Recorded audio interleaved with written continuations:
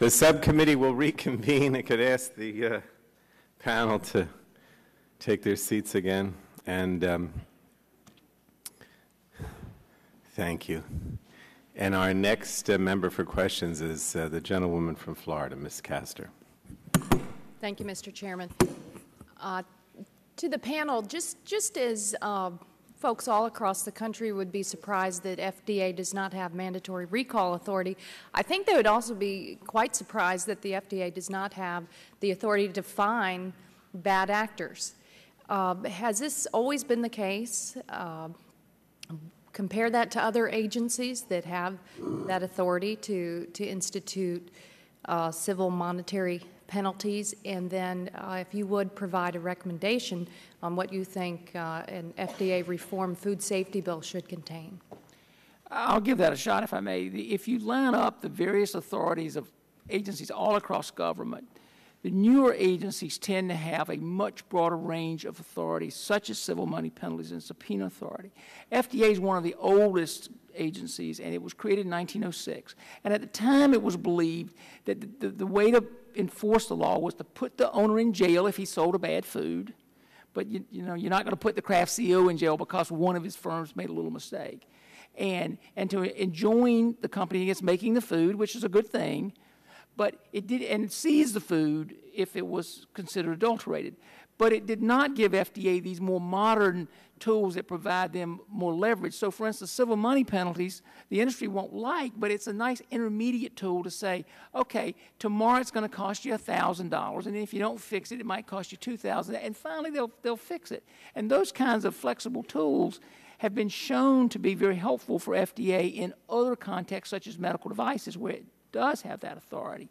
So I absolutely encourage you to look at the modern toolbox that regulatory agencies have and consider giving FDA those tools as well. We strongly agree.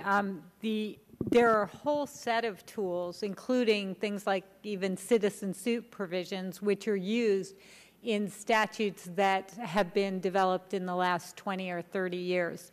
FDA doesn't have any of this capacity. So I think the bill should include updating both the criminal penalty section, but also giving this new authority for civil monetary penalties, traceability, and mandatory recall. Thank you. Honestly, Ms. Castor, I really don't have experience to answer the question of historically or related to other agencies. I do think some of the civil penalty areas can make sense in this area as well. Anyone else? Are any states that you know of, have they adopted their own civil penalties under their state inspection and regulatory authority? Do you know? Okay. Thank you very much. I'll yield back. Thank you. The gentlewoman from Ohio, Ms. Sutton. Thank you, Mr. Chairman, and thank you to the witnesses for waiting for us. A couple of things very quickly. Mr. Lugg, you made an observation that's been made here in the past in our oversight hearing, in which when discussing the concept of required reporting of test results to the FDA, you indicated that that may result in the failure to test and have an opposite effect. But I have to tell you that after we heard that sort of proffered in the last hearing, I received a lot of feedback, and it was certainly running through my mind, from my constituents who all said, well, we'll fix that, we'll just make them test. And so, I mean, I just have to tell you that in the realm of America, people are like, that seems ridiculous to this Congresswoman and to the people, at least, who I heard back from. So I think we can correct that problem if we need to by mandating the test. But just, and I just appreciate having the opportunity to address that. The other questions that I have, a lot of you have talked about imports and the complex sort of questions that it creates in ensuring it's the safety of the process and the food that results on our dinner tables.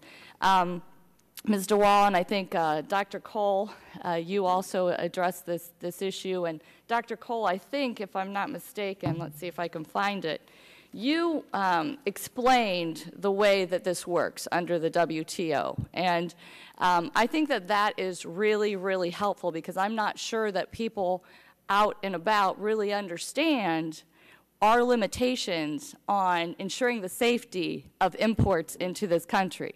That in many ways, and perhaps this is a simplification, and I'd certainly ask you to explain in more detail, but in summary, when I read your statement about this, in essence, we rely on the standards of other countries. Is that sort of an accurate assessment, or would you like to expand on that?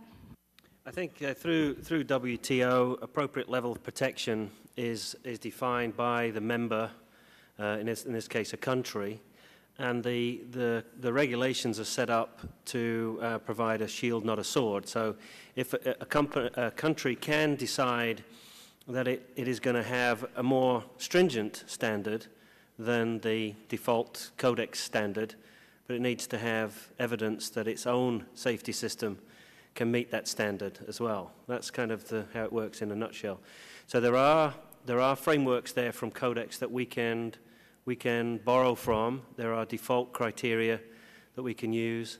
It doesn't stop us setting our own standard, but we need to be able to show actually that we're meeting that standard for our own public health benefit, if you know what I mean.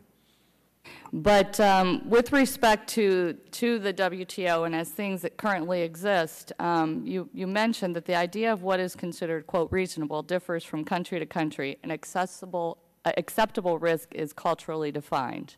And I think that those are important things for the American people to understand when we talk about certainly another subject that is related to this, and that is the way our trade system is working, and what kind of exposures we have as a result of some of the policies that we follow. So I appreciate that. Assessment. Now, there are so many things that I'd love to explore more. But Ms. DeWall, as you noted in your testimony, and we've heard some conversation here today about the ability to access records from food manufacturers is now currently found in the Bioterrorism Act of 2002. And of course, the FDA cannot demand access to food companies' records unless they believe that an article of food is adulterated and presents a threat of serious adverse health consequences or death to humans or animals. And if you could just take this moment to explain how the limitations of working under that framework have resulted in adverse results. Thank you for the question. Probably one of the best examples of the failing of records access when it was needed by FDA was in an inspection of another peanut butter processor.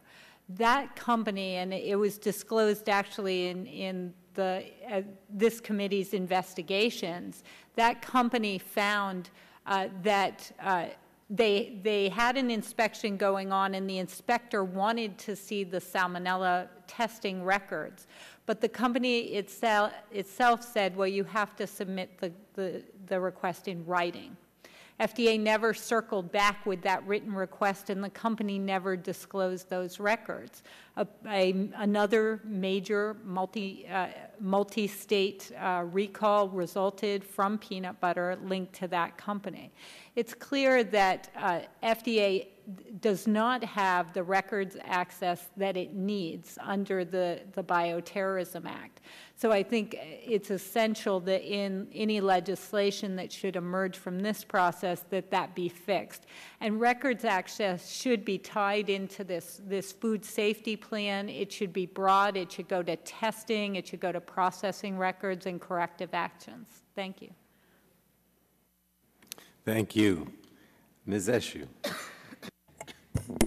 Thanks again, Mr. Chairman, and thank you to the witnesses for your patience in waiting and for the testimony that you've given.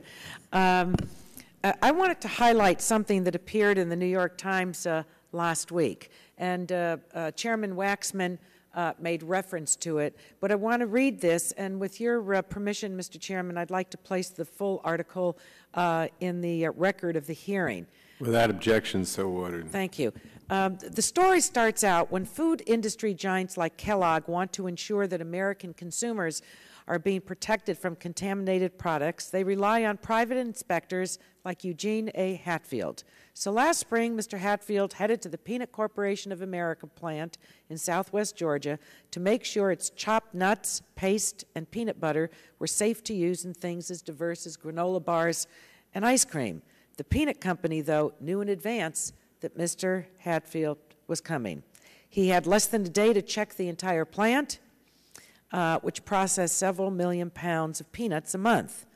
Mr. Hatfield, 66, an expert in fresh produce, was not aware that peanuts were readily susceptible to salmonella, which he was not required to test for anyway. And while he was inspecting the plant to reassure Kellogg and other food companies of its suitability as a supplier, the Peanut Corporation was paying for his efforts. You can tell where I'm going with this. Now, here's a quote. The overall food safety level of this facility was considered to be superior. That's in capital letters. He concluded in his March 27, 2008 report for his employer, the American Institute of Baking, which performs audits for major food companies. A copy of the audit was obtained by the New York Times. Now, it seems to me we've got a big problem here. We know, according to your testimony, what it costs to do inspections. It's not cheap. But it seems to me that outside of national security, there are two major functions that the government has. And I've always kept this with me, from local government to the Congress: public health and public safety. And this issue bears both responsibilities. We're now not only talking about preventing, we're talking about life and death in our system, in the American system that should be the gold standard of the world. So for the record, what I'd like to know is, do you think that this third party, these private inspectors, are really the best way to go? I mean, it's said in this article that the contributions of third-party audits to food safety are the same as the contribution of mail-order diploma mills to education. Why don't we start over here? I heard your comments earlier. Why don't we start over here with Mr. Lugg? Thank you for the question. That's a very good subject that you raise, and that is... I know it is, but I want to know what you think of these private inspectors.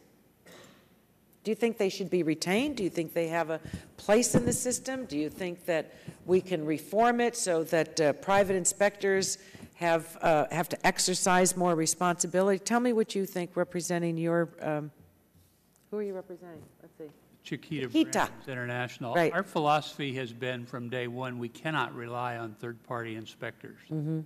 We do believe that there should be in place a system for licensing third-party inspectors, and they should be regularly brought in to keep their licenses enforced. And so they're not paid by the very people that they're inspecting. Is that what you're saying? Whoever pays, I didn't address the payment issue. I see. But I just am... Well, how does what you just said, how does it differ from what we have today? Well, we're very concerned that standards are different depending on the audit firms that do the audit. I see. And if we always go back to the Codex Alimentarius, which is a fundamental document, mm-hmm. and auditors are licensed based on their knowledge and so forth of how to conduct inspections, there should be an improvement in the third-party audit, regardless of who pays for it. Good. Mr. Stanza? Congresswoman, I would say that private inspectors are an essential and important part of our food safety system today. But what I just read... Just because we have one example where it didn't work. So you think it's the only one? I didn't say it's the only one, nor that it's the end of the solution. But private inspection is one way that private sector companies do audit each other. And that's an important part. No one is more concerned than Kellogg in that story that the people they hired to do inspections didn't do an adequate job. But where's the safety valve in this? But here's where I think is important when we get to this legislation. Should FDA incorporate third-party private inspectors?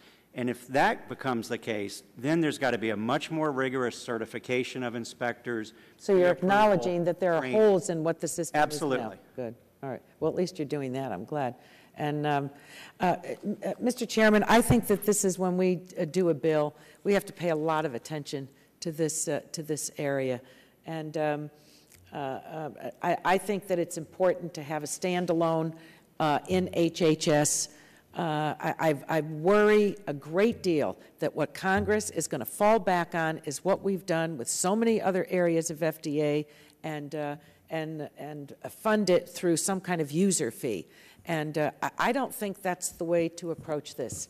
I think that we're skating on very, very thin ice. I also think that Congress should be taking a look at an overlapping term for the FDA commissioner so that it's never politicized. I think it should move, it should be a 6-year term and not be subject to the whims and the of politics that we have seen.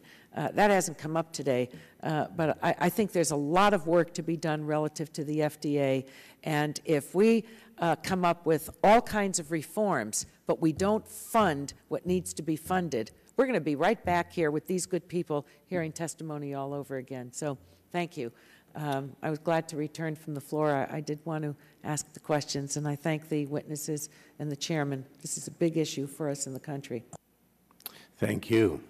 Ms. DeGette? Thank you very much, Mr. Chairman.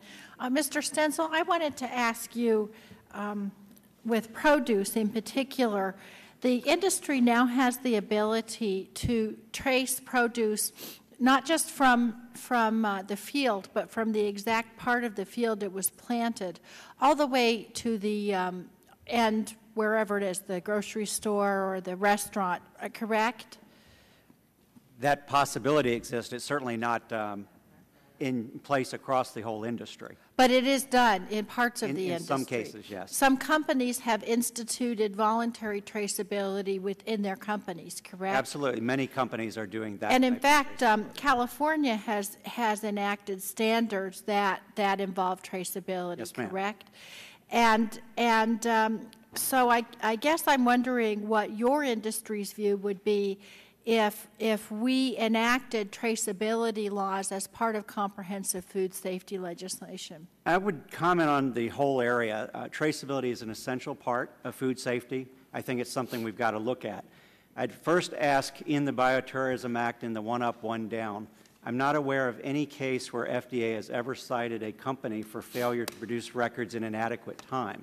So a lot of what we talk about in produce traceability, even last summer's episode, was chasing the wrong commodity, not the fact they couldn't trace the tomatoes. Right. Well, we need to fix the one up, one down, too. I think everybody agrees with that. But if we did fix that, we could do traceability. On traceability for produce, about 18 months ago, our industry launched an industry-wide initiative to handle bulk produce.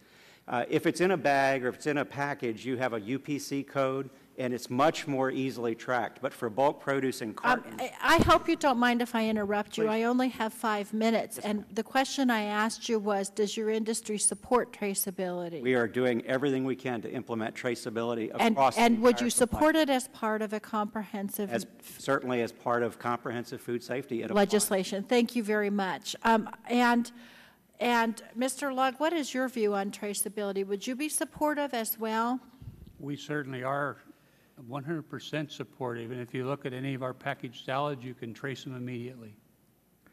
Now, Mr. Hubbard, I want to ask you a question about traceability because, as you know, we've discussed this in my legislation, and I've also talked about it with Ms. DeWall.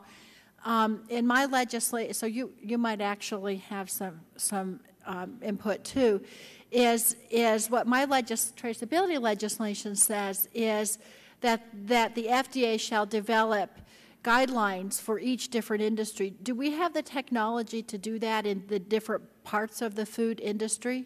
I think we do, and in fact, I think the tomato folks showed some of that technology to you last summer, and clearly there's barcoding and radio frequency identification technology and others that allow you to track a product all the way back to its origin. So, and the Defense Department is using it for everything from tanks to nuts and bolts, and so it's becoming widely used anyway, and I would hope that that might be one avenue for the solution here. This was an issue we started talking about some years ago, and people in the industry didn't think that they could do it, and so they opposed it. But now, I call it the salsa fiasco of last year, where first we thought it was tomatoes, then jalapenos, and it took months and months. It not only hurt the consumers, it devastated the tomato industry. I think people are now realizing not just the health benefits, but the commercial benefits. Mr. Well, I wanted to ask you a question. I think you talked about this before, and I just wanted to put a little fine point on it. With the peanut problems we've had this year, it seems to me that the types of records production, you would both need to have mandatory inspections of some kind in every industry, and you'd also have to have mandatory production of those documents. Because if you just had mandatory production of the documents without the mandatory inspections, then people might not do the inspections. Is that what you were saying? That's correct. The inspections are an essential part of the enforcement program to prevent outbreaks from occurring. The records production should be part of that, and also mandatory testing for certain pathogens that might be linked to those products. So all of this goes into a preventive approach. Right, because you don't want people to get sick in the first place if possible, right? I just have one last question for all the witnesses, if you can just answer yes or no. Would you support mandatory recall authority for the FDA as part of comprehensive food safety legislation? Yes. Yes. Yes. Yes. And yes. Thank you very much, Mr. Chairman. Thank you. Mr. Stupak. Thank you, Mr. Chairman, and thanks for allowing me to sit in. Even though I'm not part of the subcommittee, you know my interest in this and in our legislation. The hearings focused today a lot on inspection fees, certifications, even brought up the 6-year term for the FDA commissioner. But no matter what we do in this field, whether it's inspection fees or whatever we're doing, we still have to change the culture of the FDA. You can have all the laws and all the money in the world, but if we don't have a culture at the FDA that's willing to be aggressive in this area, we're still going to have foodborne illnesses. For instance, when we talked a lot about the tomato industry, and members of our Committee on Oversight Investigations repeatedly told the FDA, because the time of the outbreak, the only place the tomatoes could have possibly affected it were from South Florida. South Florida has a very good traceback and certification of their product. So it couldn't have come from the United States. But what did the FDA do? They still, and if you go to the website today, still insist it's tomatoes. They've killed the tomato industry last year, $125 million they lost because the FDA wouldn't listen to anybody. And we find out it's jalapenos out of Mexico. But go to the website, it's still, the tomato industry is still being associated with this outbreak. So I think we need leadership at the FDA, and we haven't had that. Mr. Hubbard, you said that we can never make food 100% safe, and I guess I would tend to agree with you somewhat. And then you said that there are gaps in our food safety system. What are those gaps? Well, principally, it's that the system relies upon this infrequent inspection process and forces FDA to play gotcha or state inspectors instead of putting the burden on the producer to demonstrate at all times that they're producing a safe food. That's the paradigm shift that needs to occur. Okay. Well, let me ask you this. Our committee's research has found that more than 10 years ago, recommendations to develop a national food protection training center have been repeatedly made, yet no action's been taken to date. More than 8 years ago, the Department of Health and Human Services, Office of Inspector General concluded that an effective food safety system depends on the collective effort and coordination among federal, state, and local levels of government. Yet that same report noted the FDA provides limited training for state food protection professionals and that states themselves cannot afford the cost of such training. Nearly 2 years ago, the FDA issued program standards which requires states to have training plans that ensure all inspectors receive training required to adequately perform their work assignments. Still, only a few states have done it.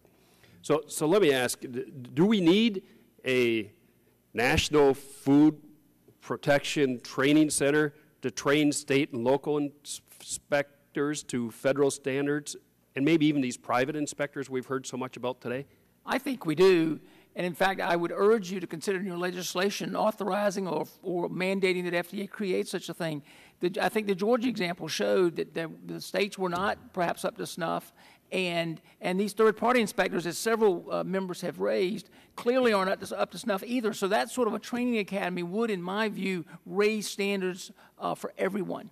Okay, there's some limited training, I know, through University of Maryland, but it's very limited. It's not, we don't have to go through it, so we're almost looking like a college curriculum. That is being developed through some legislation. That's why I want to ask you that question. But let me ask you this, and if you know this, what is the current practice? Like, take the PCA, Peanut Corporation of America, Georgia and Texas state inspectors inspected it. What happened to those reports? Do they go to the FDA and sit on a shelf or in someone's computer program? Is there an internal audit about what's being done in these inspections? We heard about Mr. Hatfield from Ms. Eshu about never inspecting or gave a superior rating. The one in Texas received very good rating. Is there an internal audit conducted by the FDA then of these reports that come in, or do they just sit until something happens? Do you know?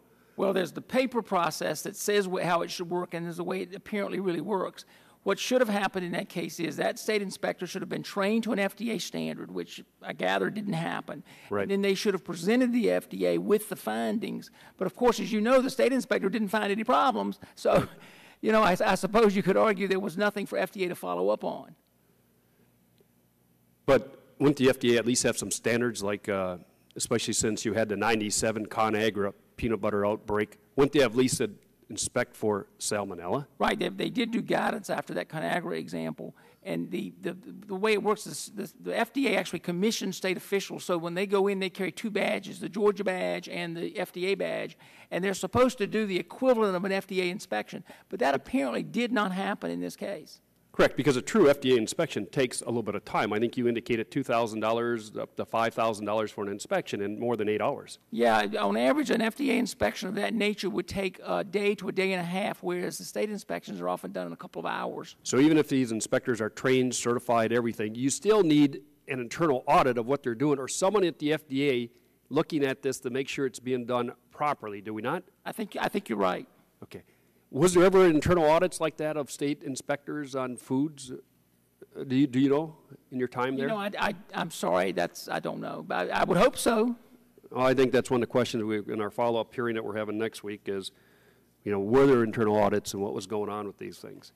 One more, if I may, Mr. Chairman. Mr. Lugg, you indicated that I think your first priority, you said, when you come to work on food is you select the land and then you watch the water and that. Is that in this country or other countries too? Chiquita bananas come from all over, right? Costa Rica, everywhere?